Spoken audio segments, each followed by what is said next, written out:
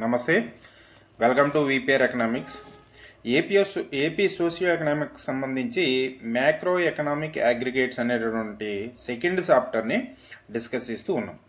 ఈ చాప్టర్లో మనకి ఈ డేటా అనేది మీకైనా నాకైనా ఎవరికైనా ఒకటే. అయితే ఈ చాప్టర్లో మీకు కొన్ని అంశాలుగానే ఆల్రెడీ మీరు తెలుసుకుని ఉంటే ఈ డేటాని మీరు ఎవరు చెప్పాల్సిన అవసరం లేదు, మీకు మీరుగానే చదువుకోవడానికి అవకాశం అనేది ఉంటుంది. అది ఏంటంటే జిఎస్డిపి అంటే ఏంటో తెలియాలి, జిఎస్డిపి అంటే ఏంటో తెలియాలి, ఎన్ఎస్డిపి అంటే ఏమిటో తెలియాలి, అదేవిధంగా జీవీఏ అంటే ఏమిటో తెలియాలి, అదేవిధంగా పెర్ క్యాపిటా ఇన్కమ్ ఇవి తెలియాలి.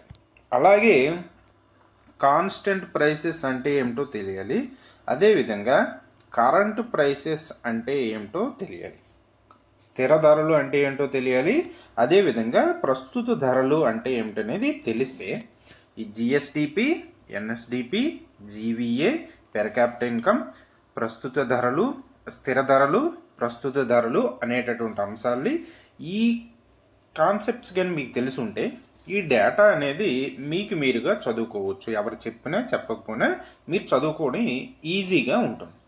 ఇప్పుడు ఈ కాన్సెప్ట్లు అనేవి ఇప్పుడు నేను చెప్పట్లేదు, ఓన్లీ డేటా పైన మీకు చెప్తాను. ఎందుకంటే ఇవి ఒకళ్ళు మీరు నేర్చుకోకపోయినా మీకు ఒక డౌట్ ఉన్నా ఆల్రెడీ మనం చాలా వీడియోలు వీటిపైన చేసి ఉన్నాను.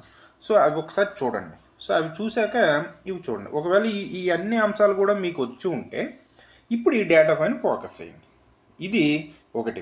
రెండోది ఏంటంటే మీరు ఇది పెద్ద పెద్ద అక్షరాల్లో మీకు ఇంట్రెస్ట్గా చూడడానికి ఇంట్రెస్ట్గా ఉండాలనుకుంటే ఫుల్ స్క్రీన్ పెట్టుకొని చూడండి, లేదనుకుంటే చిన్న అక్షరాలు కల్పించేటట్టు అవకాశం అయితే ఉంది.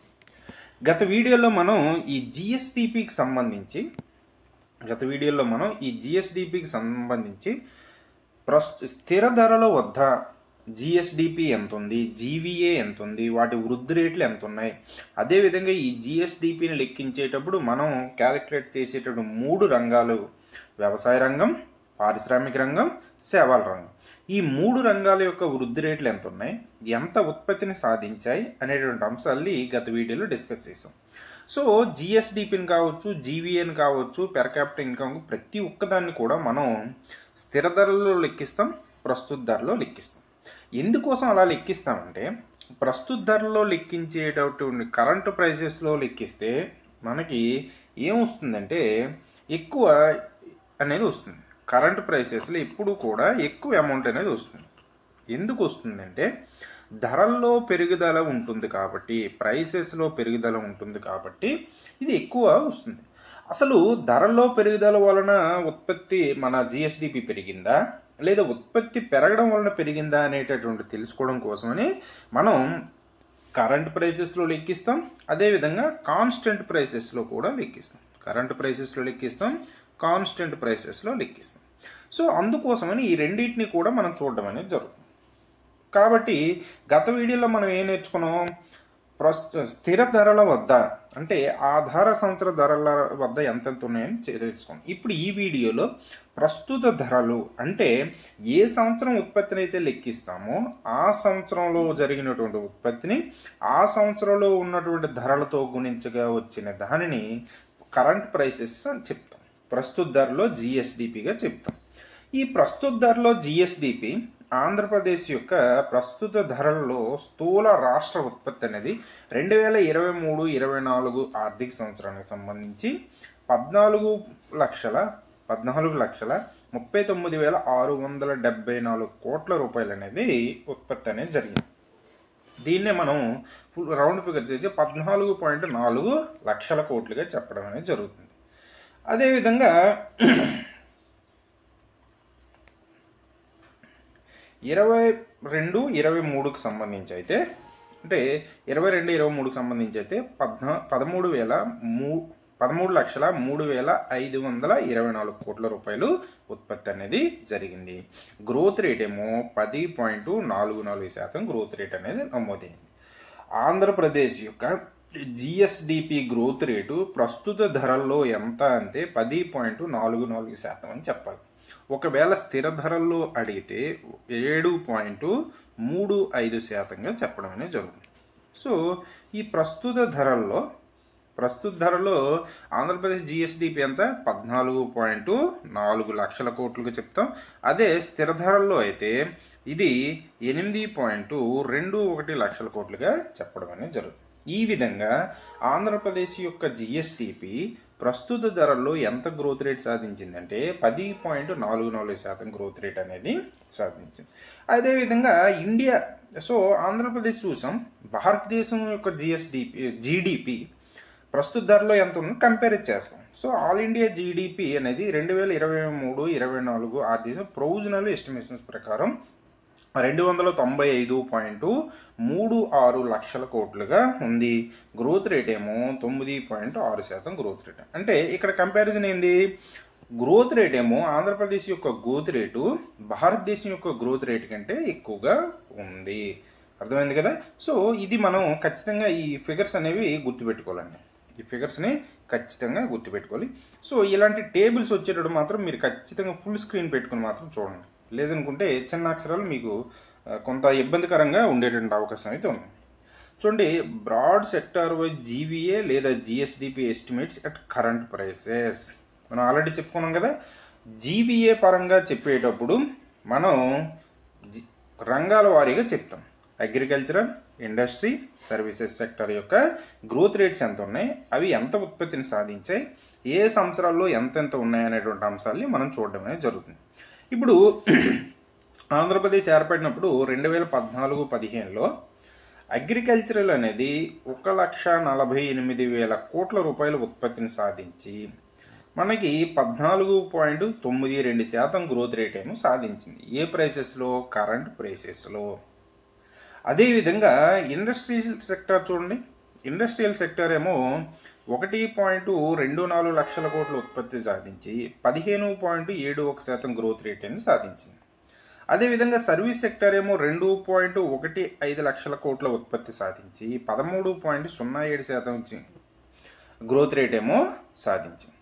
ఈ విధంగా 2014-15లో ఆంధ్రప్రదేశ్ యొక్క జిఎస్డిపి ఎంత ఉంది? 5.25 లక్షల కోట్లుగా ఉండి గ్రోత్ రేట్ ఏమో 13.07% గ్రోత్ రేట్గా నమోదయ్యింది. ఏ ధరల్లో? కరెంట్ ప్రైసెస్లో. కరెంట్ ప్రైసెస్లో. ఇది కరెంట్ ప్రైసెస్లో. అలాగే ప్రస్తుత ధరలలో ఆంధ్రప్రదేశ్ యొక్క జిఎస్డిపి ఎంత, అదేవిధంగా వివిధ రంగాల వాటా అనేది 23-24 ఆర్థిక సంవత్సరానికి ఎంత ఉన్నది అనేది కానీ మనం చూస్తే, అగ్రికల్చరల్ సెక్టార్ ఏమో 4.54 లక్షల కోట్ల ఉత్పత్తి సాధించి 6.04% గ్రోత్ రేట్ అనేది సాధించింది. అదేవిధంగా ఇండస్ట్రియల్ సెక్టార్ ఏమో 3.41 లక్షల కోట్ల ఉత్పత్తి సాధించి 8.46% గ్రోత్ రేట్ ఏమో సాధించింది. అలాగే సర్వీస్ సెక్టార్ ఏమో 5.34 లక్షల కోట్ల ఉత్పత్తి సాధించి 11.01% గ్రోత్ రేట్ అనేది సాధించింది. ఈ విధంగా టోటల్గా ఈ మూడు రంగాల నుంచి వచ్చినటువంటి అన్ని ఉత్పత్తుల్ని కలుపుకుంటే జిఎస్డిపి అనేది ప్రస్తుత ధరలో 14.4 లక్షల కోట్ల ఉత్పత్తి సాధించి 10.44% గ్రోత్ రేట్ అనేది సాధించింది. ఇప్పుడు ఈ గ్రోత్ రేట్లు అనేవి మనం గతంతో పోల్చుకుంటే పెరిగినాయా తగ్గినాయా అనేటువంటి అంశాలని మనం చూడడం అనేది జరుగుతుంది. చూడండి, అగ్రికల్చర్ సెక్టర్ ఈ అగ్రికల్చర్ సెక్టర్ ఏమో గతంతో పోల్చుకుంటే గ్రోత్ రేట్ అనేది ఉత్పత్తి అనేది పెరిగింది, గ్రోత్ రేట్ మాత్రం తగ్గింది. గతంలో 9.48% ఉండేది, 6.04% వచ్చింది. అలాగే ఇండస్ట్రియల్ సెక్టర్ యొక్క ఉత్పత్తి అనేది పెరిగింది, గ్రోత్ రేట్ మాత్రం బాగా తగ్గిపోయింది, సగం తగ్గిపోయినట్టుగా 16.06% ఉన్నది 8.46% వచ్చింది. అలాగే సర్వీసెస్ సెక్టర్ ఏమో మనకి ఉత్పత్తి పరంగా 5.34 లక్షల కోట్ల ఉత్పత్తి సాధించి 11.01% గ్రోత్ రేటు, గతంలో 17.57% గ్రోత్ రేట్ ఉంది. అంటే గ్రోత్ రేట్ అనేది ప్రతి ఒక్కటి తగ్గింది. చూడండి, ప్రస్తుత ధరల పరంగా చూసుకున్నట్టుగైతే గ్రోత్ రేట్ అనేది మూడు రంగాలలో కూడా గ్రోత్ రేట్ అనేది తగ్గింది. అలాగే జిఎస్డిపి గ్రోత్ రేట్ మాత్రం కూడా తగ్గింది. చూడండి, 13.5% ఉన్నది 10.44% గ్రోత్ రేట్ అనేది సాధించడం అనేది జరిగింది.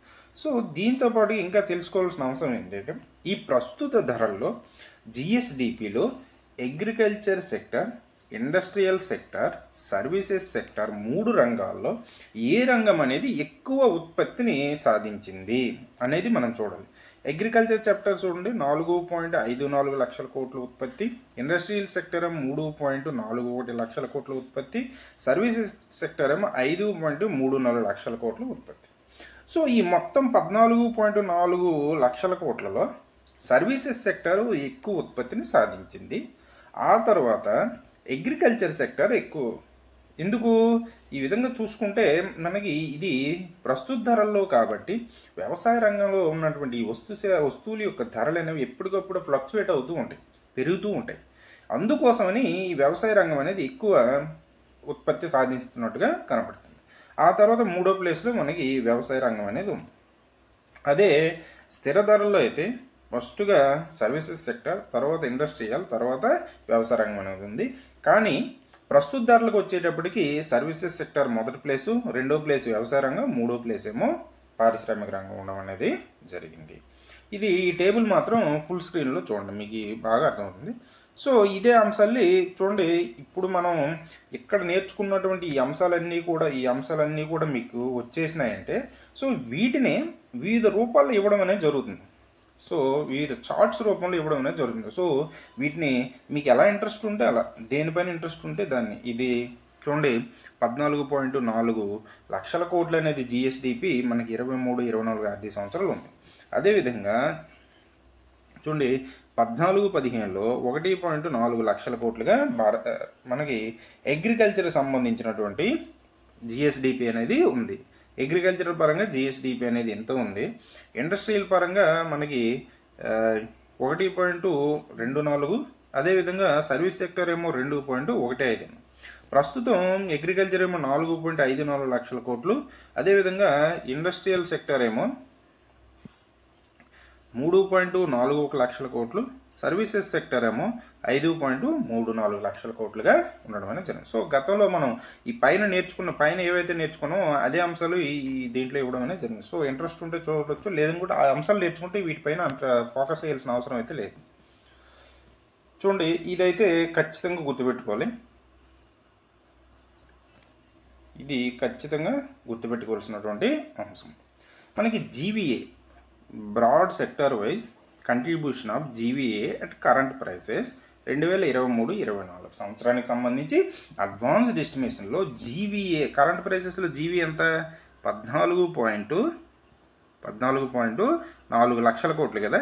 ఈ 14.4 లక్షల కోట్లలో మనకి సర్వీసెస్ సెక్టర్ ఏమో 40.16% గ్రోత్ రేట్ కంట్రిబ్యూషన్ అనేది ఉంది. అదేవిధంగా అగ్రికల్చర్ ఏమో 34.14% అనేది ఉంది. అదేవిధంగా సర్వీసెస్ సెక్టర్ ఇండస్ట్రియల్ సెక్టర్ ఏమో మనకి 25.69% అనేది ఇండస్ట్రియల్ సెక్టర్. టోటల్గా జీవీ 100%గా తీసుకుంటే ఇందులో ఎక్కువ కంట్రిబ్యూషన్ ఏది ఉంది, ఏది ఎంత ఉంది అనేది మనకి ఇది ఖచ్చితంగా గుర్తుండాలి. ఈ ఫిగర్స్ అనేవి గుర్తుండాలి. చూడండి అత్యధికంగా జీవీఏ ఆంధ్రప్రదేశ్ యొక్క జిఎస్డిపిలో అత్యధికంగా దేని నుంచి వస్తుంది, సర్వీసెస్ సెక్టర్ నుంచి 40.16% సర్వీసెస్ సెక్టర్ నుంచి వస్తుంది. ఆంధ్రప్రదేశ్కి వచ్చేటప్పుడు ఇంకాలో 100 రూపాయలు 40 రూపాయల 16 పైసలు మనకి సర్వీసెస్ సేవా రంగం నుంచి వస్తుంది. ఏ ధరల్లో, ప్రస్తుత ధరలలో. ఆ తర్వాత వ్యవసాయ రంగం నుంచి 34.14% వస్తుంది. పారిశ్రామిక రంగం నుంచి 25.69% పారిశ్రామిక రంగం నుంచి రావడం అనేది జరుగుతుంది. ఇవైతే ఖచ్చితంగా గుర్తుపెట్టుకోవాలి. ఆంధ్రప్రదేశ్ యొక్క జిఎస్డిపిలో లేదా జీవీఏలో ప్రస్తుత ధరలలో పారిశ్రామిక రంగం నుంచి ఎంత వాటా కలిగి ఉంది, వ్యవసాయ రంగం నుంచి ఎంత వాటా కలిగి ఉంది, సేవల రంగం నుంచి ఎంత వాటా కలిగి ఉన్నది అనేది ఖచ్చితంగా మనం గుర్తయితే పెట్టుకోవాలి. నెక్స్ట్ ఇది కూడా గుర్తుపెట్టుకోవాలి. ఈ డేటాను కూడా వీలైనంత వరకు గుర్తుపెట్టుకోండి. లేదు అక్కడికి మీకు గుర్తు లేకపోతే ఫస్ట్ ఉన్నటువంటి ఈ పై 3 కింద 3 అయినా సరే కనీసం గుర్తుపెట్టుకోవడం ట్రై చేయండి. ఎందుకోసం అంటే మనకి వివిధ రంగాల నుంచి వచ్చినటువంటి వీటిల్లో చూడండి, sub sector wise contribution of GVA at current prices for the year 2023-24 ఈ సోన్ ఇన్ ఈ షార్ట్. అంటే జీవీఏ మనం చెప్పుకున్నాం కదా. సో జీవీఏలో మనకి 3 రంగాలు ఉంటాయి: అగ్రికల్చర్, అదేవిధంగా ఇండస్ట్రియల్, సర్వీసెస్ సెక్టర్. ఈ అగ్రికల్చర్ సెక్టర్లో మనకి సబ్ సెక్టర్స్ ఉంటాయని చెప్పుకోండి. ఇండస్ట్రియల్లో కూడా సబ్ సెక్టర్స్ అనే ఉంటాయి, సర్వీసెస్ సెక్టర్లో కూడా సబ్ సెక్టర్స్ అనే ఉంటాయి. అగ్రికల్చర్లో మనకి ఫారెస్ట్రీ, మైనింగ్, అదేవిధంగా చేపల పెంపకం, కోళ్ళ పెంపకం, అటవీ సంపద ఇవన్నీ కూడా ఉంటాయని చెప్పుకోండి. సో గ్యాసు, విద్యుత్ శక్తి, రవాణా, నిల్వ ఇవన్నీ కూడా ఇండస్ట్రియల్లోకి వస్తాయి. సో సర్వీసెస్ సెక్టర్లో బ్యాంకింగ్, ఇన్సూరెన్సు, అదేవిధంగా కన్సల్టెన్సీ సర్వీసెస్, పబ్లిక్ అడ్మినిస్ట్రేషన్ ఇవన్నీ కూడా సర్వీసెస్ సెక్టర్లోకి వస్తాయి. సో వీటిలో ఉన్నటువంటి ఈ ఉపరంగాల్లో ఇప్పుడు మొత్తం 100%గా చూసుకున్నట్టుగైతే, జీవీఏ 100%గా చూసుకున్నట్టుగైతే, ఈ 100%లో ఏ ఉపరంగం అత్యధికంగా ఇస్తుందంటే మనకి మ్యానుఫ్యాక్చరింగ్ రంగం అనేది అత్యధికంగా ఉపాధిని అనేది ఇస్తుంది. మ్యానుఫ్యాక్చరింగ్ రంగం అత్యధిక వాటా ఇవ్వడం అనేది జరుగుతుంది. ఉపాధి కాదు, వాటా. అత్యధిక వాటా అనేది మనకి మ్యానుఫ్యాక్చరింగ్ రంగం అనేది ఇస్తుంది. ఈ మ్యానుఫ్యాక్చరింగ్ రంగం ఎంత?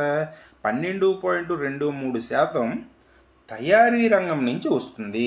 ఆంధ్రప్రదేశ్ యొక్క జిఎస్డిపిలో 12.23%, ఆంధ్రప్రదేశ్ జిఎస్డిపిలో 12.23% మ్యానుఫ్యాక్చరింగ్ తయారీ రంగం నుంచి వస్తుంది. రెండోది 12.17% దేని నుంచి వస్తుందంట? లైవ్ స్టాక్, కోళ్ళ పెంపకం, పశువుల పెంపకం వాటి నుంచి వస్తుంది. మూడోది 9.94% దేని నుంచి? హార్టికల్చర్, ఉద్యానవన పంటల ద్వారా వస్తుంది. నాలుగవది 8.13% జీవీఏ మనకి real estate and ownership of dwellings, అంటే రియల్ ఎస్టేట్ మరియు ఈ అద్దెలకు ఇచ్చేటటువంటి అంశాలపై నుంచి రావడం అనేది జరుగుతుంది. ఇలా ఒక్కొక్క రంగం నుంచి ఎంత వస్తుంది అనేది మనకి ఇవ్వడం అనేది జరిగింది. సో ఇవన్నీ గుర్తు లేకపోయినా ఫస్ట్ 3 లేదా 4 గుర్తుపెట్టుకోండి. So last 3 గుర్తుపెట్టుకున్నాం. అది తక్కువగా దేని నుంచి వస్తుంది? రైల్వేస్ నుంచి వస్తుంది. 0.6% రైల్వేస్ నుంచి వస్తుంది. నెక్స్ట్ది ఫారెస్ట్ అండ్ లాగింగ్ నుంచి మనకి 0.72% వస్తుంది. అలాగే మరలా కమ్యూనికేషన్ నుంచి తక్కువ 1.8%. ఇలా మనకి ఈ ఉపరంగాల నుంచి ఆంధ్రప్రదేశ్ యొక్క జిఎస్టిపిలో ఉపరంగాల నుంచి ఏ రంగం నుంచి ఎంత వస్తుందని మ్యాచింగ్ అడిగేటటువంటి అవకాశం అయితే ఉంది. లేదా మనకి ఆరోహణ క్రమం గురించి అని అడిగేటటువంటి అవకాశం ఉంది. కాబట్టి ఈ డేటాని ఖచ్చితంగా మీరు గుర్తుపెట్టుకోవాలి. నెక్స్ట్ అంశం, నెక్స్ట్ పెర్ క్యాపిటల్ ఇన్కమ్. ఇది అందరికీ తెలిసిందే. సో తలసరి ఆదాయాన్ని మనం ఎలా లెక్కిస్తాం? సాధారణంగా దేశానికి సంబంధించి అయితే జాతీయ ఆదాయాన్ని దేశ జనాభాతో భాగిస్తే మనకి తలసరి ఆదాయం అనేది వస్తుంది. సో ఇప్పుడు ఇది ఎక్కువైపోతుంది లెంత్, కాబట్టి నెక్స్ట్ వీడియోలో దీనికి సంబంధించినటువంటి అంశాలు అనేవి మనం డిస్కస్ చేయడం అనేది జరుగుతుంది.